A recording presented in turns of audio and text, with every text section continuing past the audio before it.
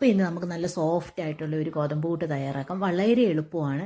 അപ്പോൾ അതിനായിട്ട് നമുക്ക് ഗോതമ്പ് പൊടി ഒന്ന് അടുപ്പത്ത് വെച്ച് 2 മിനിറ്റ് ഒന്ന് ഇളക്കിയെടുക്കാം. ഒത്തിരി കരിഞ്ഞു പോലെ തീ സ്ലോയിൽ വെച്ച് വേണം നമുക്കത് ചൂടാക്കിയെടുക്കാനായിട്ട്. ചൂടാക്കിയെടുത്തതിൻ്റെ അകത്തുനിന്ന് കുറച്ച് പൊടിയെടുത്ത് നമ്മുടെ മിക്സിയുടെ ഒരു ജാറിലോട്ട് ഞാൻ മാറ്റിയിട്ടുണ്ട്. ബാക്കി നമുക്ക് ഉപ്പുപൊടി വെള്ളം കൂടെ ഒഴിച്ച് കുഴച്ചെടുക്കാം. ഒരു സാധാ പുട്ടിന് നനയ്ക്കുന്ന ആ ഒരു പരുവത്തിലല്ല കുഴയ്ക്കുന്നത്, ഇച്ചിരി ഏറെ നല്ലതായിട്ട് ഞാൻ കുഴയ്ക്കുന്നുണ്ട്. എന്നാൽ മാത്രമേ ഈ പൊടി നല്ല കറക്റ്റായിട്ട് നമുക്ക് കിട്ടത്തുള്ളൂ. അപ്പോൾ ഈ ഒരു പരുവത്തിന് കുഴച്ചെടുത്തിട്ടുണ്ട്. ഇനി നമുക്ക് ആ മിക്സിയുടെ ജാറിലോട്ട് അത് ഇട്ട് കൊടുക്കാം. അടിയിൽ വറുത്ത് വെച്ചിരിക്കുന്ന കുറച്ച് പൊടി ഇട്ട് കൊടുത്തിട്ടുണ്ട്. പിന്നെ കുഴച്ചതും കൂടെ നമ്മൾ ഇട്ട് കൊടുക്കുക. ഒറ്റ ഒരു കറക്ക, അതിൽ കൂടുതൽ കറക്കല്ലേ. അപ്പോൾ ഈ ഒരു പരുവത്തിന് നമുക്ക് കിട്ടിയിട്ടുണ്ട് പൊടി.